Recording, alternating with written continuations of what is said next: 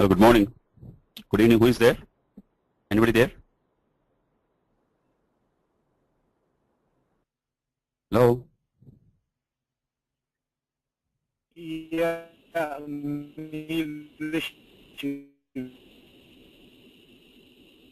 Vishal here. Okay. Your voice is very, very low. I'm not sure. Do you able to hear me?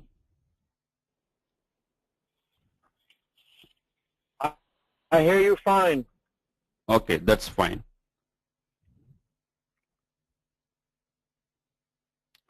So can we wait another couple of minutes? I'm expecting one more trainee is going to join.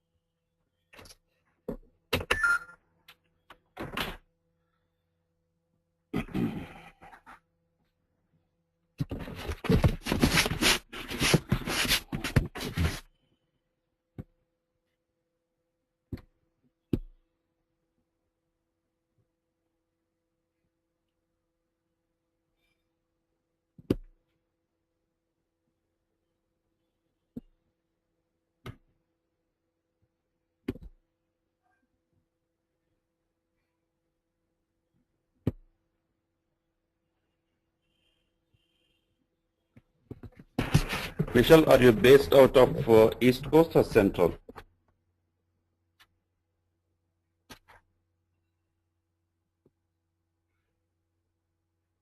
Vishal, you there?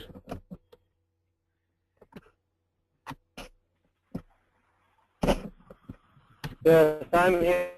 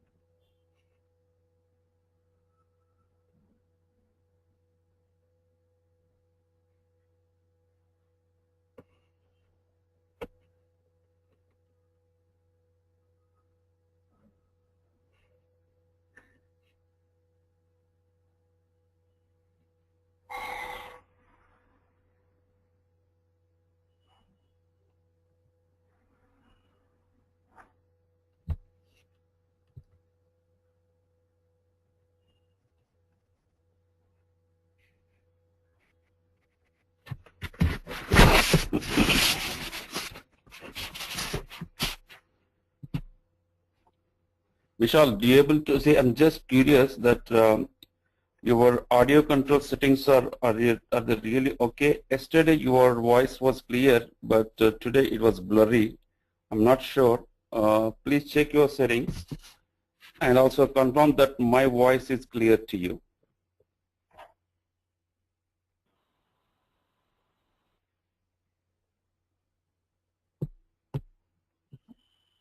Okay, do you hear me fine now? Little better.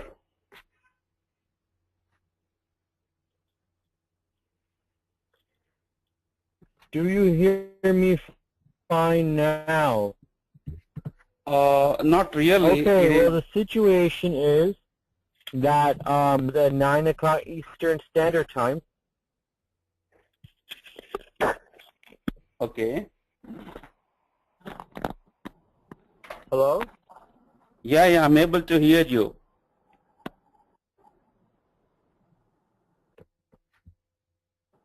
Okay, now they're better. Yes, it's better. My voice is clear to you, right? That is important. The situation is that yeah, your voice is clear. Good, that's good. Let us wait a couple of minutes because someone is yet to join. Meanwhile, let me check with you. See if the timing is okay for you. With this timing, I mean, I listen. You're a busy guy. I preferred in the morning. I was surprised for it to be this late, but I don't know what the options are anyway, right? Well, in the morning means what happens.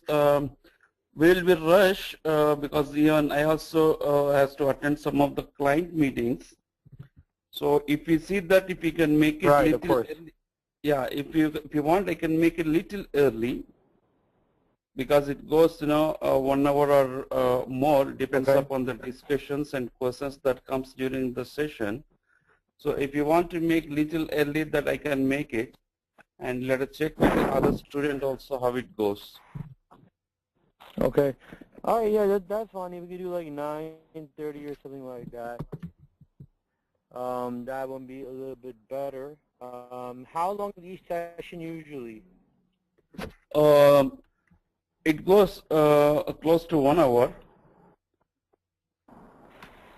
Okay. Because beyond 1 hour may be a problem for you, and less than that it may. Okay, that's fine. And also,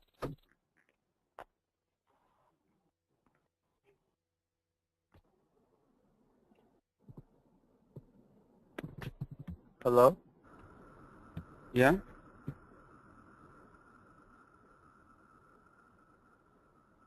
Who is this?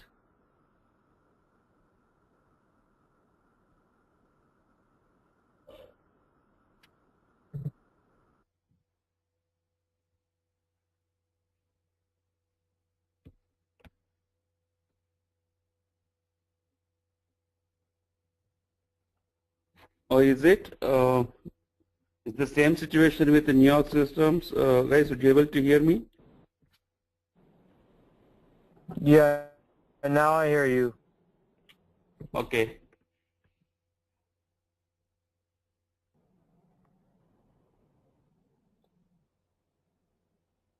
I know me and you had the discussion about FSCM, these modules versus in-house cache, and I know you're teaching that as well. Which of these are closer to the way that Treasury or CML functions? Well, Treasury, see, there are two different ways that you have to think the Treasury. See, the Treasury functionality that in the business organization is a combination of several functionalities. Most of them are relating to cash and bank, and also relating to your accounts receivable and accounts payable. At the same time, when you look into that corporate treasury, your money market, derivatives, foreign exchange, hedging, those things are entirely different.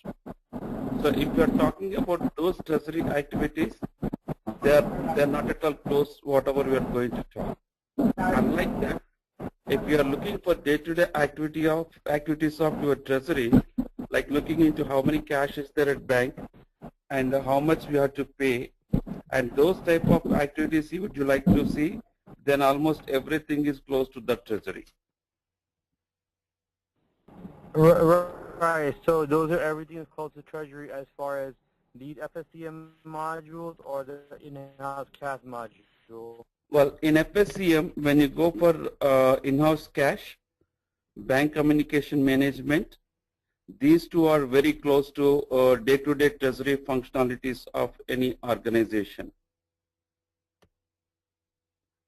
Because that consists of your logbox, electronic bank statement, intercompany transactions, and cash concentration, and doing intercompany loans, and looking into all those cash-related activities which will fall under treasury.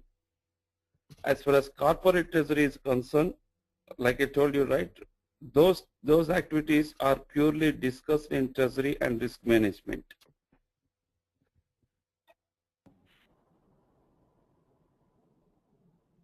Correct. So if you remember, I was saying that that's what I've been studying for some time. So my question is then, knowing that information is in-house for me, you believe, or? Which one, treasury and risk management or in-house cash? No, I'm saying knowing the fact that I've studied treasury for the last 2 months and I've had one CML loan management project, and CML and treasury do have some commonalities. Knowing that information, is in-house cash a better way to go then? That's true. That's correct. But in-house cash, I told you, right, in-house cash functionalities, you need to know logbox functionality, electronic bank statement, Which I do. EDI. These are important. I do.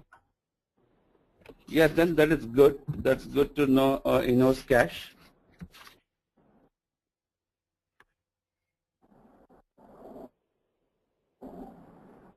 Okay. Because I worked on lockbox, I'm not a master, but I understand how it works.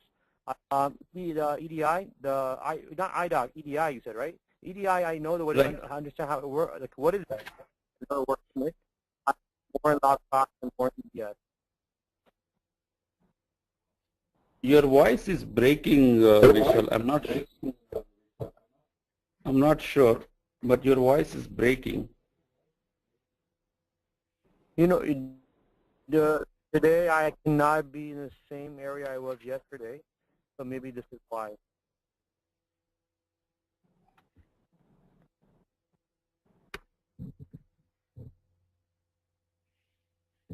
Let me see if I can put on my headphones. Will that work? Give me a second.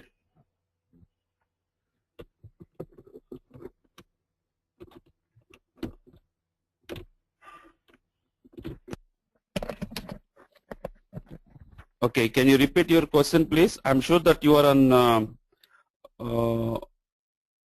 You're not on what you call. Are you on a headphone or you're just talking with a system mic?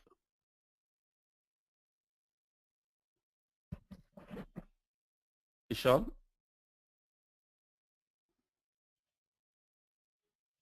Hello?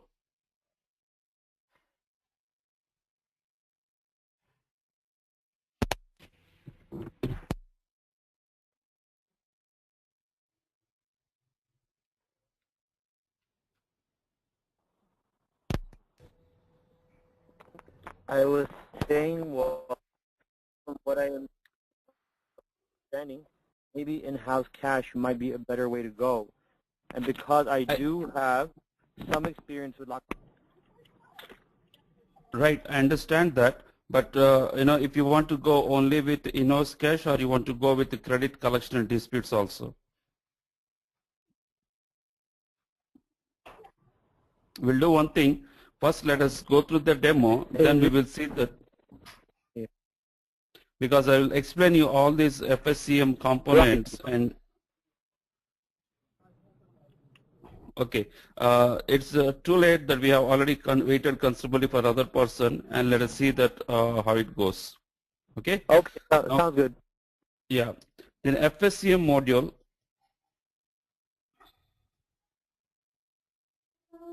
and my Okay, do you able to see my screen?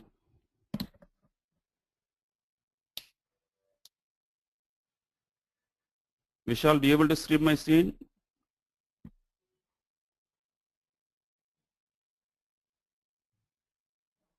Hello?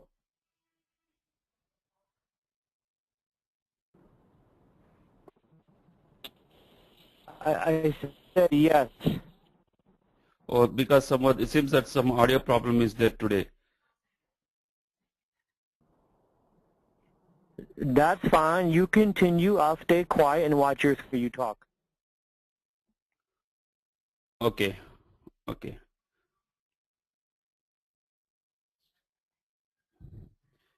Yeah, 1 second. Let me give me a second. Give me a second, please.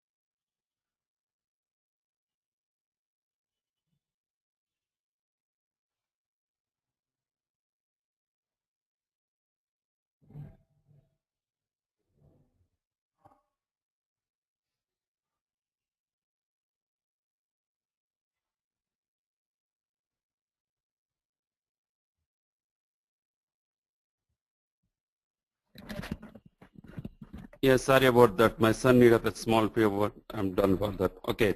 See, the financial supply chain management is SAP ECC 5 component, and it will come with several modules. The reason for implementing SAP Fscm is because of the several legacy issues that the customers face during their business. Example, in any AR accounts receivable functionality, they always experience the cash that has to come from customers, or there is the payment that they have to receive from the customers. There will be delay because of several internal reasons. That what we call is a day sales outstanding. How to handle, how can we improve the customer collection? All these things will be addressed using FSCM functionality. You're able to hear me, right?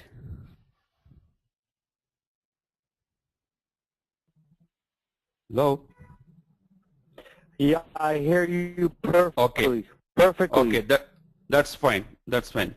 And second thing is, if you can see the typical business situation where the number of customers goes up in the business, the number of paper invoices are also extremely high, because you would be taking a periodical invoices and send it to customers to know that this is the material that is supplied to them and the payment that they have to make.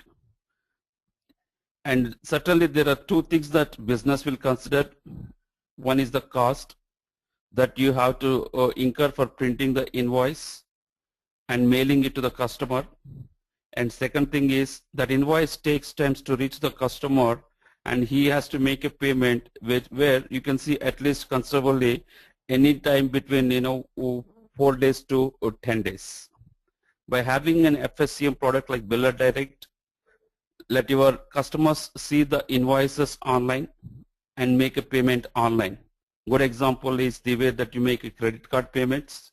If you just log on to the portal and log on to the portal of your credit card company and see your account, what are the transactions that you involve and what payment you want to do it.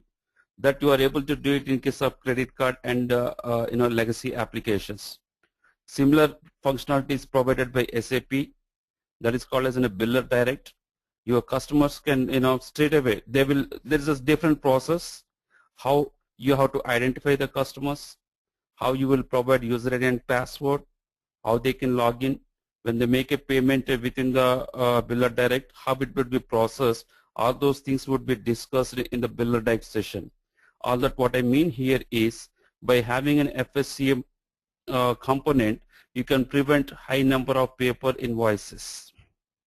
Okay, and the third thing is high cost of invoicing and reconciliation, which also required several people, and it's a time consuming because you have to get the data from the customers and you have to get the data from your bank. Then you have to look into your open items of the customer, account of the customer, you reconcile it, and finally see this. This is the balance that you have, where you send in a customer statement on periodical basis. As I said, having an FSCM component, you can minimize all these. You can save the time, you can reduce the resources cost, and you can also get the lot of confidence from the customer. Now, because of having several transactions with your customer, there is every possibility for whatsoever reason. It may be customer related, or it could be a product related, or it could be our own internal accounting department, may lead to several dispute cases. Okay, so when the disputes are there, then certainly customers will have a lot of concern to make a payment. If the tax related disputes are there, or if the price related disputes are there, the time as well as the disputes that will occur, the customer has to look into his purchase order, he will look into his invoice, then he will raise concerns, hey, this is what I'm not expected at the time of placing the purchase order. You added so and so extra charge, you have added extra taxes, and there's a difference of the price, and there's a difference of quality of the material. There could be quite several disputes that will come from the customers. If you don't have a proper mechanism to address those disputes, it may lead to customer dissatisfaction, and there is every possibility that you will lose the customer. So to prevent customer dissatisfaction and resolve the disputes on time, SAP has provided a component called dispute management. Okay, so that will address how efficiently you can receive the customer disputes and how efficiently and quickly you will resolve, so that you can retain the customer confidence. And the next point is high number of days to reconcile a disputed invoice. Suppose a customer raises an invoice dispute. If you don't have any proper mechanism, either they call you or they send an email or send a letter stating that these are the issues with the invoice. And from the customer point of view, the day when he raised a dispute, he expects that you will be able to, your business will be able to resolve within given days. However, if you don't have a proper mechanism of resolving the dispute, that letter, that email has to come to your to the business. There must be few guys who will be evaluating that, and in turn you will assign it to the concerned person. If the dispute is relating to quality, you will revert that invoices to the quality department, again where that paper or email has to get forwarded to the department. If a dispute is relating to taxes, then that has to be forwarded to your finance department, who, see, it is a very cumbersome as well as a time consume to understand the dispute and to reconcile it and to resolve it, those invoice related disputes. So by having an SAP dispute management, most of the disputes are very, very real time. Real time means your customers will have an option to raise a dispute case on the portal using a biller direct. In the biller direct, you have a component called disputes, which it will trigger an alert internally to the business stating that so and so one has created a dispute. Then what the person who receives the dispute will decide it what type of dispute it is. then he will reassign through workflow to the concerned department, and he will set up the timeline that this dispute has to be resolved on so and so date. In that way, you'll be able to resolve the disputes very efficiently and quickly. Now, again, large amount of uncollected receivables. If you don't have a kind of a proper tool or a component, then it would be difficult to the customer. I mean, if you do it, would be difficult to your client as well as the finance department or cash department to know which invoice is pending for how many days. I know that there are the systems in place, but the mechanism within the system is supposed to be efficient. I mean, to efficient means, suppose you have customer classification in the business stating these are my premium customers, these are the high value customers, these are the low value customers, these are intercompany customers, and these are my one-time customers. When you have that categorization, your system must also be equally efficient to understand how much money is pending from whom for how many days. If it is a low amount, even if it is pending for 1 month, 2 months, doesn't matter. But if it is a huge amount of invoice that is pending from any customer, more than 1 day outstanding is really matter to the business.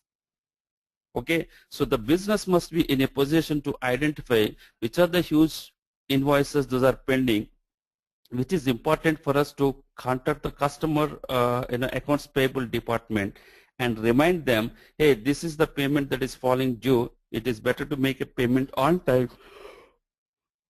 Otherwise, it may attract interest rate or penal charges. Though one way it is giving a hint to the vendor, at the same time you will also have some information that your customer is going to make a payment within given time. He said that I'm going to make a payment tomorrow. It is $50,000 of an invoice. Okay. Similarly, you ask some other customers where he has to pay $20,000. He said, hey, I'm also going to pay another $20,000 on my invoices which are fallen due. So you will have some clear visibility from your cash collection perspective, how much payment you are going to get against the pending invoices. In that way, you will also have some prediction. This is the cash that I'm going to get from a customer next couple of days. So that is what I say, large amount of uncollectible receivables, which is the problem with your legacy and inefficient system, can overcome having SAP collections module. That's how the collection management is. The collection management has a n number of features where you have a collection agents internally to the business, and you will generate a work list and assign the list of the open items that particular cash collector, that cash collection agent has to contact the people and find out who is going to make payment today, who is going to make payment tomorrow, what disputes they have, whether they have received invoice or not. All these things you can track using SAP collection management module. By having that, all your uncollectible receivables can be converted and make it receivables as soon as they fall outstanding.